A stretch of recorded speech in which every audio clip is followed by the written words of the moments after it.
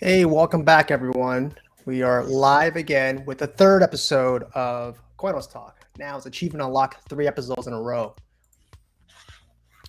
All right, here. So this is my co-host Luke Willis, and I will be running the show several more times up until we have a snapshot date, which is October 31st, coming up very soon. Today's show, we want to kind of just go over the snapshot, the claim feature, and we're also going to be talking a little bit about our strategies on how you should perform the claim if you're on the edge about how to claim, if you're unsure about the security of it all. Luke, how are you doing today? Doing well. Thanks for having me again. This is great. Excited to be here for the third day in a row. Awesome. Doing these live format shows is actually pretty cool. I really enjoy it much more than what we've been doing on Twitter Space. And I think yesterday we had a great interview with Andrew. We got some pretty inside scoops too. So really liked it a lot. Definitely. Yeah. If anybody's listening in who missed that one, highly recommend you go back and listen to that from yesterday. But today we are talking, like we said, about the snapshot and our plans for what we're going to do and maybe what you should do. Absolutely. So let's kind of just start off with the snapshot. I think some people who have not been in blockchain, they may not know why we're doing a snapshot or what the purpose of a snapshot is.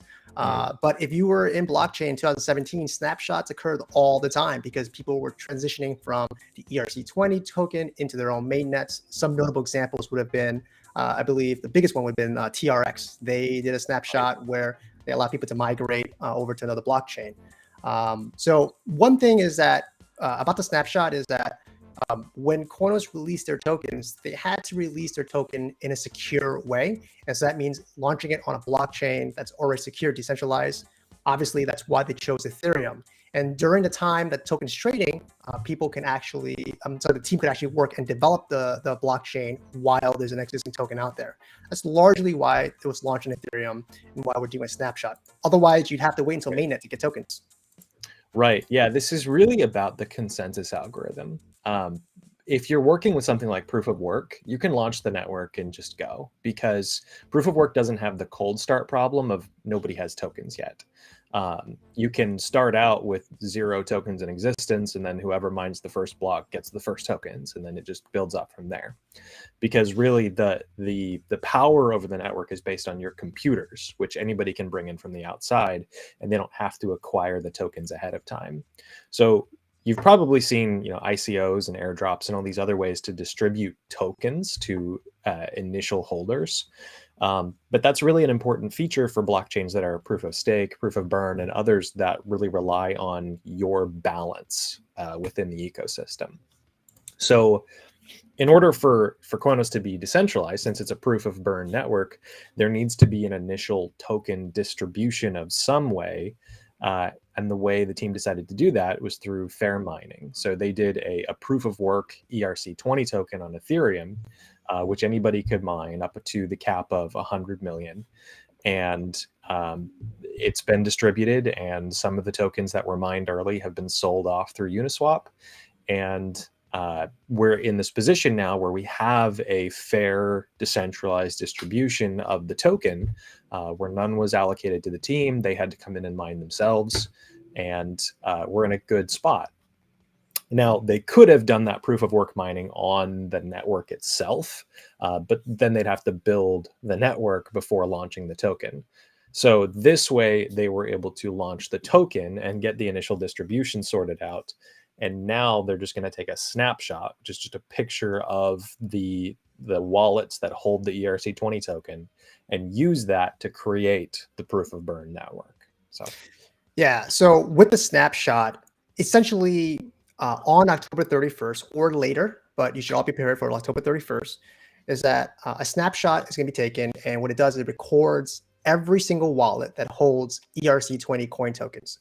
And for example, if you're a liquidity provider for Uniswap, if you hold tokens in that particular pool, the pool technically owns the tokens if you leave it there during a snapshot, which is why it's so critical for you to remove your liquidity outside of it and move it to a wallet in which you hold the private keys and seeds to, which we'll get into that deeper later on. The other thing I want to point out too is that for people who are coming into the Koinos network and they're looking at the token for the first time, they may not realize that the token was completely given away for free. As Luke mentioned, all you had to do, as in fact, the only way you could acquire for a large time was that you had to run the miner that was provided by Koinos, and you submitted hashes. You're able to get coin tokens for completely free, minus the transaction cost on Ethereum. And so Koinos did not take any funds from the user to actually develop their blockchain. If you did buy it off of Uniswap, you actually purchased it off of someone who is selling it in the secondary market. They may have mined it themselves, or they may have bought it from someone who mined it. But none of that money ever went to Koinos Group themselves. That's right. So yeah, so now that you understand why we're in this position with a snapshot, it's important now to figure out what you're going to do. Now, the kind of the prerequisite for being included in that snapshot is understanding how the data is going to be captured.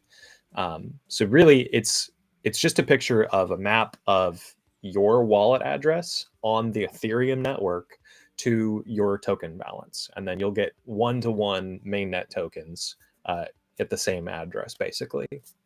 So to be prepared for that, you need to make sure that, one, your tokens that you're holding are actually on the Ethereum mainnet. So if for whatever reason you transferred them to or bought them over on the Binance Smart Chain, which I know there were a few tokens that went that way. Very small amount. Very, very small amounts. This shouldn't apply to anybody, really. If you did, I hope you know.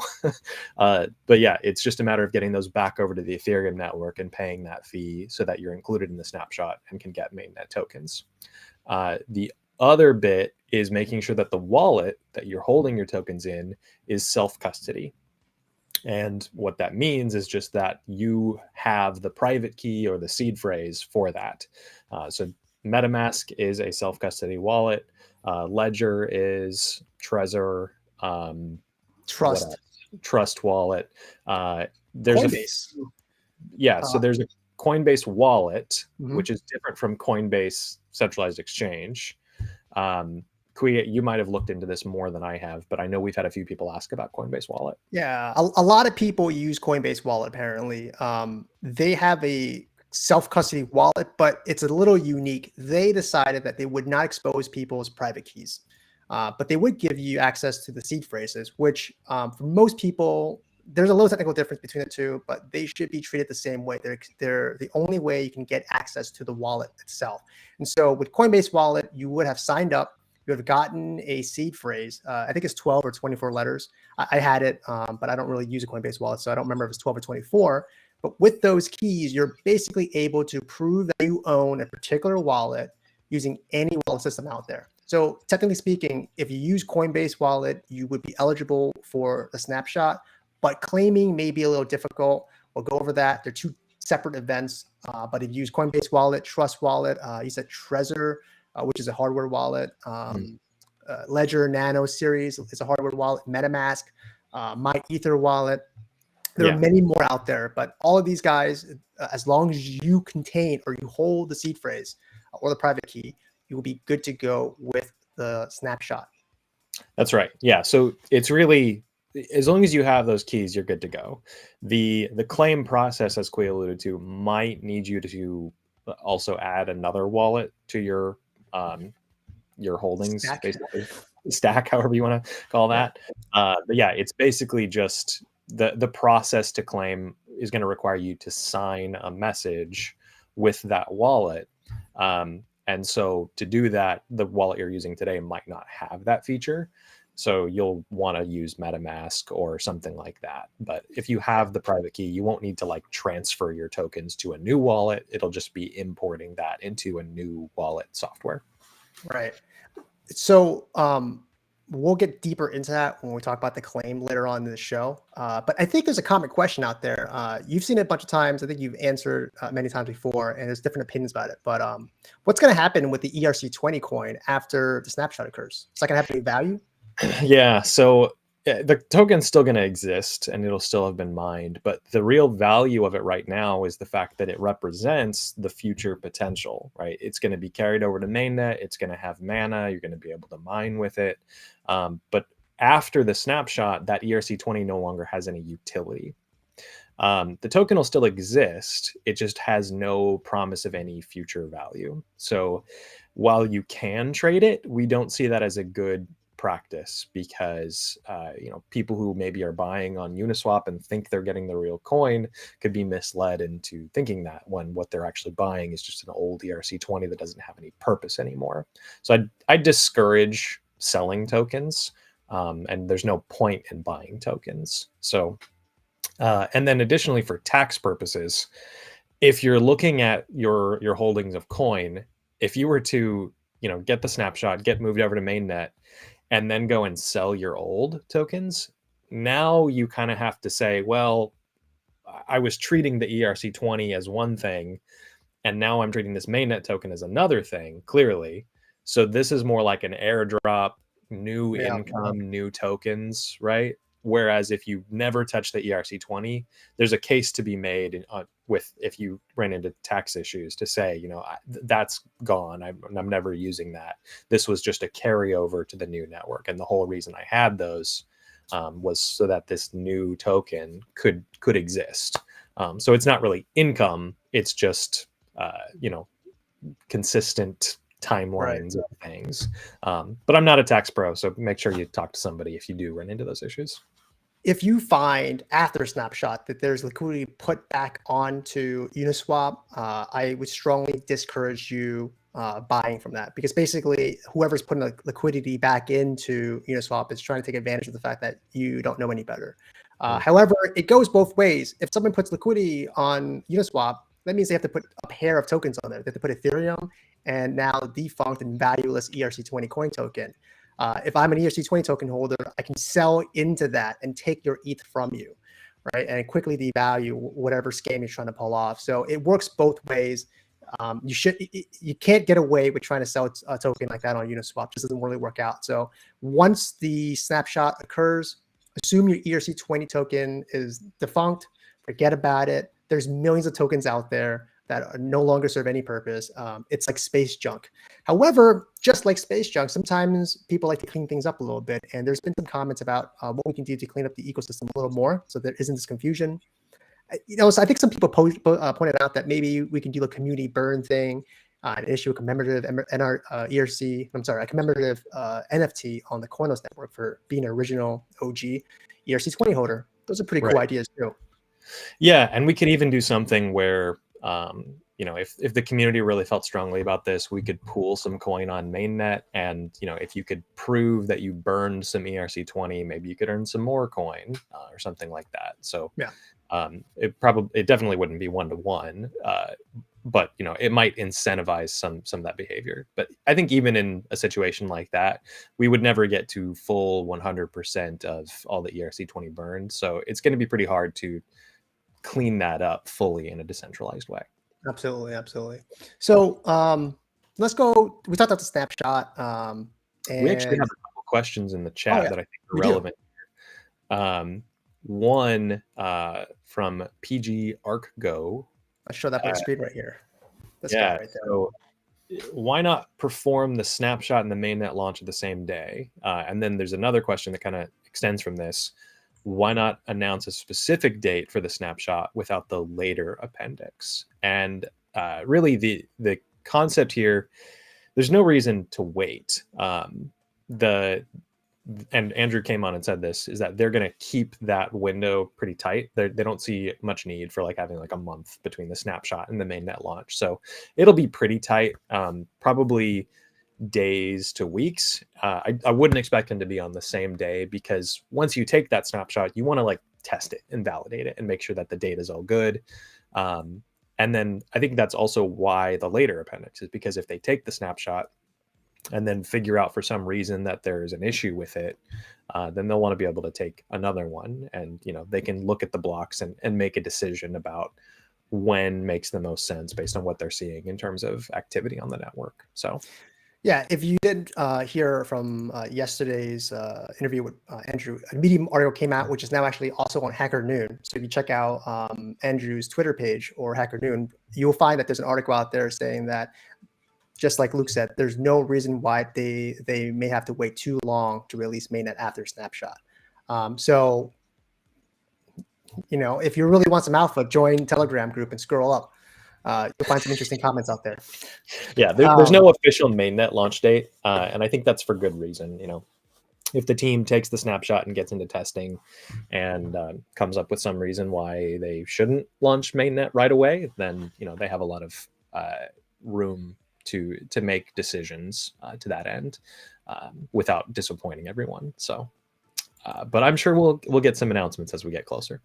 For Snapshot, if you have any more questions, feel free to leave a chat. We'll pop them right here on the screen and we'll answer them as we go. But moving on, let's jump to the claim. How does a claim work? That's the number one asked question. People are really concerned about that. Does my wallet get affected? How do I do this? Yeah. So this is there's a great tool out that Julian built. He's actually in the chat here. The concept is just that you prove that you are the one who held those tokens on the Ethereum network, and then the Koinos mainnet mints new tokens for you on the network to whatever wallet you want.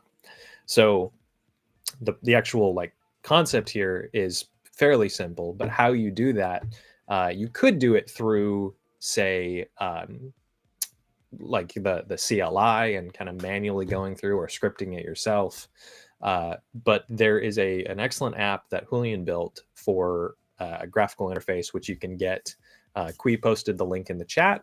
I believe it's also at claim.koinos.io now. So the Koinos group kind of adopted this as an official path. So they've taken a look at it and decided that it was good for them.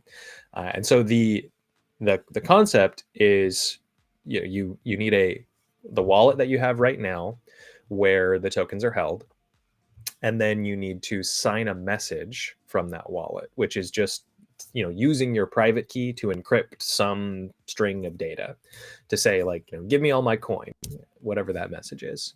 And then the blockchain takes that encrypted message and decrypts it with the public key. So basically they're saying, okay, we've proven now that you are the person who holds the private information that proves that you own this address. And so that is now good enough. You can claim the tokens and get them sent where you want.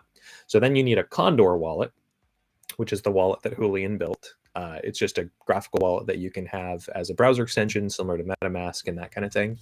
But it is kind of the unofficial wallet of Koinos, because the Koinos team built a command line wallet. But if you're looking to do anything online, Condor is working great on Testnet right now. Using it with dApps today and having great success with it. So if you want to use a graphical wallet, this is the way to go. So yeah, that's the process. Anything to add there, Kui? So I think there are a couple questions about the security of Condor wallet. In fact, there's somebody here who asked a question: can you discuss the security of storing the new coin on Condor? Right. So people may not understand. I think the problem is that people use MetaMask, right? And so there's a lot of users on there who generally trust it. Even though there are multiple ways to get spoofed from it, people generally trust it. And Condor is something new, and they're not sure because it's not an official release from Koinos. But rest assured, if you go to Koinos.io and click on the claim site, it does lead you to Julian's claim site. And if you don't want to use Condor wallet, there will also be other ways which you can use, which are basically using the official Koinos CLI wallet or command line interface.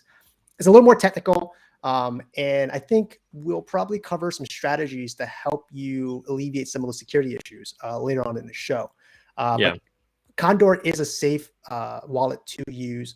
You type in a password and it unlocks the private key. And in fact, right now, you have to type in the password every single time you want to unlock the private key. So I would say it's a little more secure than MetaMask, where you can accidentally leave it open and have it exposed the entire time.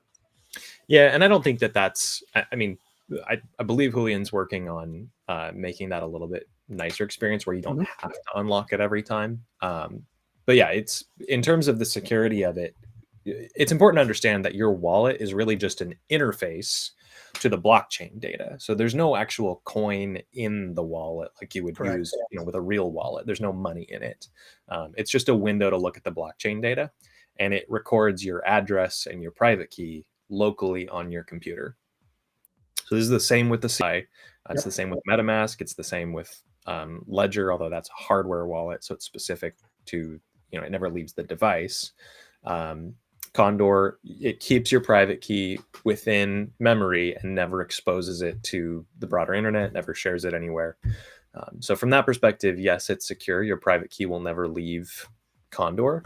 But yeah, if you're not comfortable putting in your private key or creating a new wallet in Condor, then generally what I would recommend is getting more comfortable with command line if you're not already, since that was the wallet that's developed by the Koinos group, and then using that to claim your tokens. And then if you want to do something with dApps where there's an interface and you don't want to use the CLI, then just transfer a few coin into Condor and you can play with it there. But that way you get to keep most of your tokens within the CLI wallet. And if you're especially security concerned and you want to keep most of your tokens on a hardware wallet, today, as far as I know, there's no Ledger or Trezor support for Koinos mainnet yet. I'm confident that that will come, and it would be actually easy enough, even though it's not supported where you can like see your coin from Ledger.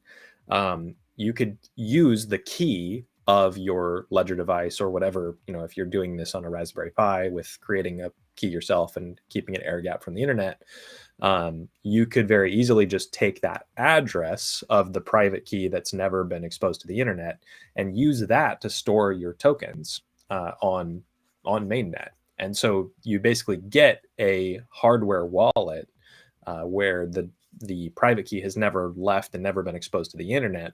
But you don't have like the nice interface of being able to see what your balance is on the Koinos mainnet from the Ledger device. Let's dig into that a little deeper when we get into some of the strategies, because that has been brought up multiple times, especially for users who are very sensitive to security. But as far as signing the transaction goes, let's go back to that real quick. There's a cool story that I recently read. It's happened quite a while ago that might help people understand the signature process a little better. If anybody's recognized this guy named Craig Wright, he's a self-proclaimed Satoshi Nakamoto. And he said famously that I own the private keys to several old wallets. And because I own them, I must be the original creator of Bitcoin or something to that effect. And so what happened was that someone else came in, signed a message saying that Craig Wright's a fraud, right? And we were able to prove that that message was signed by someone because you look at the signature of the actual message itself. And so it works both ways. The guy who signed the message can prove that he signed the message because you must have the private key to sign it. Now, if Craig Wright wrote another message and signed it himself on the same address, it would mean only one thing. Two people hold the private key to the same wallet. This is why private keys and seed phrases are super important. And for, as we mentioned before, in terms of the snapshot, holding either or is acceptable, but for the claim, you must have the private key. And so if you hold a wallet where you don't have a private key, you're going to have to do a couple of extra things to get your coins. Doesn't mean you can't do it. We're going to provide a guide. Koinos Group is going to provide a guide. There will be multiple people out there to help you figure out how to make that claim. But if you don't know about that Craig Wright story, look it up. Look up the actual message itself, and you'll be able to figure out how that plays out. And it's the same idea of signing messages here. It should cost you 0 Ethereum. It's completely free. Yeah, there's no cost to transfer tokens or anything like that. You're just using the keys, which are yours, to do this fully off chain. The only reason that this is even related to the blockchains themselves is because the addresses are used as your public identity on the chain, but there's no activity actually happening on the Ethereum network. The only activity is on Koinos, where you're going to be claiming the tokens. So there'll be minting tokens to a new wallet there. Julian actually said something pretty interesting. If you produce a signature using my Ether wallet and you take that package, the payload, right, the signed message itself, and you give it to anyone, it's not a security threat because it's been signed already.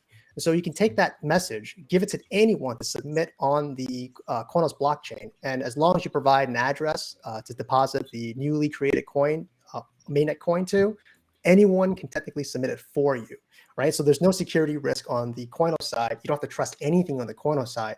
All you have to do is create a wallet in which you hold private keys to. And on top of that, because Koinos wallet addresses are based off a Bitcoin wallet address, you can use a Bitcoin software to generate addresses, apparently.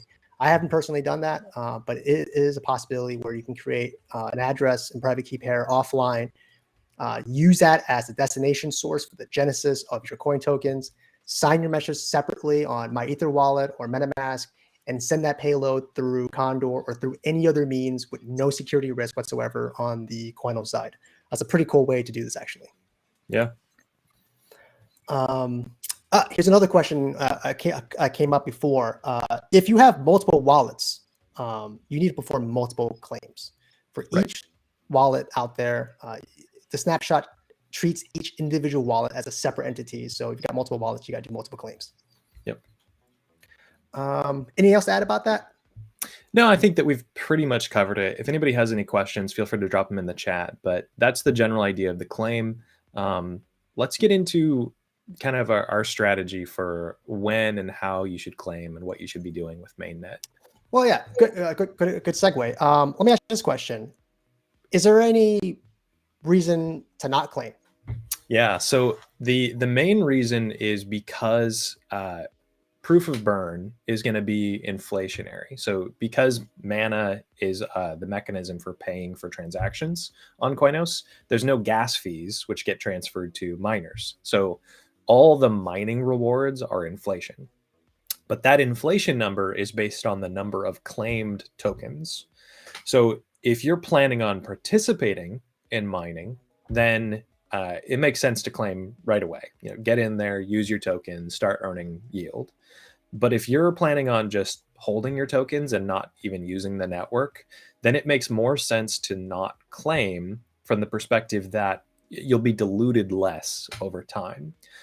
Because as soon as you claim, that number gets added together, and there won't be as much inflation on that number. So the point is that you can just hold on to your private keys that you have today from the Ethereum network, and whenever you're ready, whenever you want to use the network, whenever you want to participate in mining, whenever you want to cash out your mainnet tokens, whatever the situation is that's causing you to claim, as long as you have those keys, you'll be able to claim at any point. There's no timeline for when you have to claim by.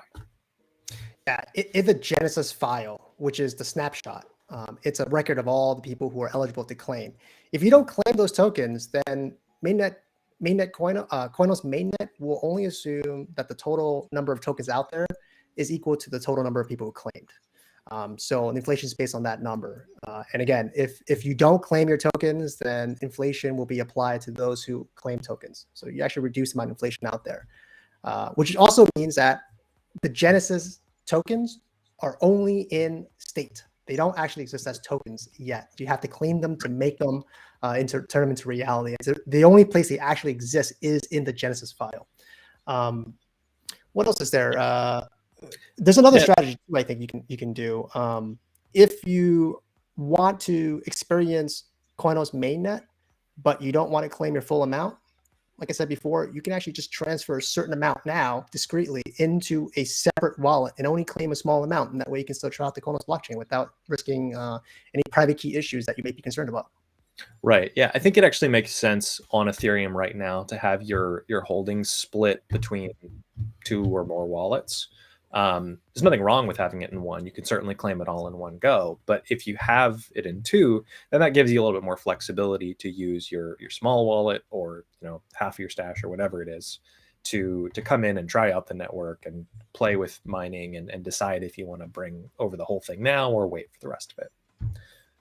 But generally speaking, yes, you can wait to claim, but it is technically the best decision to claim now and start participating in mining and start using the network, because if you're not claiming, you're not getting mana and you can't earn yield on that coin. So you'll be doing better by bringing it over and actually participating.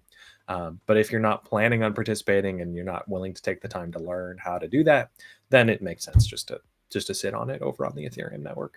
Yeah, and there's nothing wrong with that either. Right. Now, as far as securing your private keys, right now, if you use a hardware wallet, then you're the kind of person who is very concerned about security, and it's likely that you may not accept what you may not accept the fact that there is no ledger support on Koinos yet. But I do have good news for you. I believe it's Ongrave. He was working on a ledger, getting Koinos private keys onto a ledger device. He's done so for Hive blockchain, and so he's familiar with the process.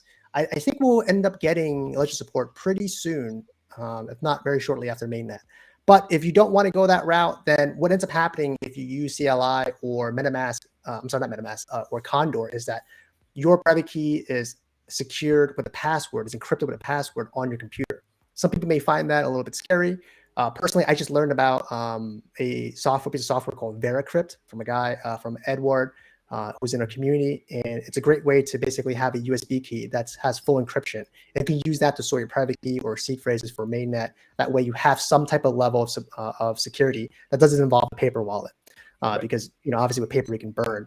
And if you're Koinos the goat, then you can punch your seed phrases or private keys into a piece of steel and bury it in your backyard, stainless steel or titanium, so it doesn't rot. That's right. All alternatives. Lots of options. We're coming up on time here. There are a couple more questions from Carlo Dazzo.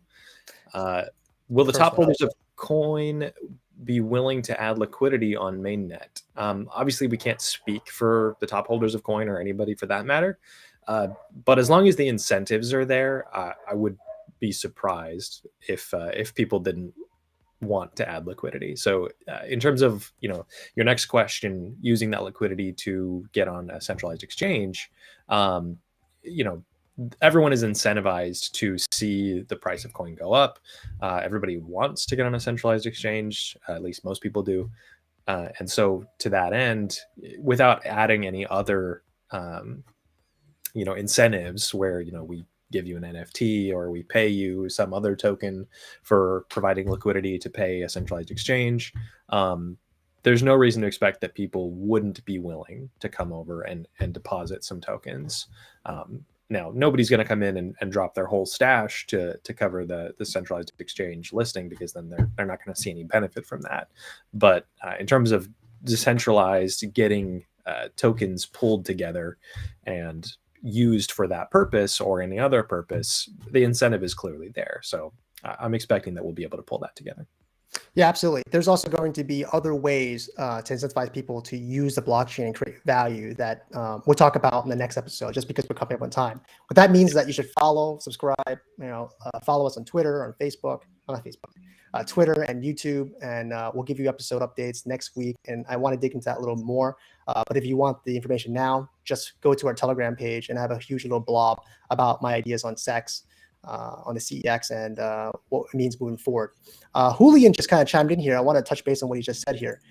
Julian said, with regards to Condor, the private keys are encrypted and never exposed to the website. So there you have it. It's not actually being exposed to a website. It's only local on your machine. So no one should be able to access your private keys. Yep. He's also saying here, in any case, my recommendation is to use it only on trusted websites, which you absolutely do anyway. Right. Yeah, and that's true even if you're using the CLI wallet.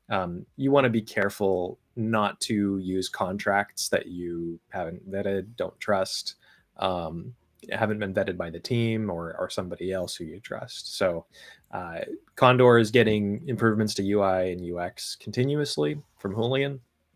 And the CLI wallet is pretty good right now. It's great to see all this progress being made for the tools that we have, but normal rules still apply. Don't run contracts you don't know. Don't use websites you don't know. Don't connect your wallet anywhere you don't know. And if you don't trust the wallet, then don't use it. So it's up to you to protect your own tokens. So while so we're going to close out the show, but I want to make some comments at the end here. If you want to try out Koinos on testnet right now, try out Condor, try out the test claim. Actually, the claim might not affect everyone, because some people who didn't get captured in the earlier practice snapshot wouldn't be able to try it out. But if you do want to try out Condor, try out testnet, feel free to check out Condor, get the wallet address, come to our Telegram or on Twitter. We'll drop some T-coin for you, which is test coin. It's not worth anything. And you can try out the burn pool at burncoin.com. Try out the decentralized exchange, coindx.com. You can gamble all that T-coin away at the dice game, which I'll leave in the comment below. What other ways can you spend this T coin actually? Those are the main ones right now. We're still developing more dApps. You and I are working on a couple. The other people in the community are working on some. There's a mixer that's potentially coming over to Koinos. They've announced. So there's lots of things happening. But yeah, the main things that you can do right now that will be ready for Mainnet, that you're actually going to want to do on Mainnet, are the burn coin burn pool, or running your own node. You don't have to use the burn pool. Yep. And the DEX, coindx.com. The Dice app is fun on Testnet. I wouldn't recommend that on Mainnet. Don't gamble your coin away. But yeah, if you want to fund Roman's gambling habits, then you can definitely do that. All right. With that said, tomorrow there won't be any show on Friday, but next week we're coming back. Don't forget, the snapshot is on October 31st or later. I know somebody made a comment on why is it later. The reality is that you should be prepared for October 31st, but it gives the team some leeway in case they don't exactly hit the midnight time slot. Either way, get ready for Snapshot, October 31st. We'll have, I think, at least 3 more shows next week covering various topics. So be sure to tune in for the exact time. And we're also going to have some more guests from Koinos Group. With that said, thank you, Luke, and I hope everyone enjoyed this third edition of Koinos Talk Live. Thanks, everybody. Take care, guys. Bye-bye.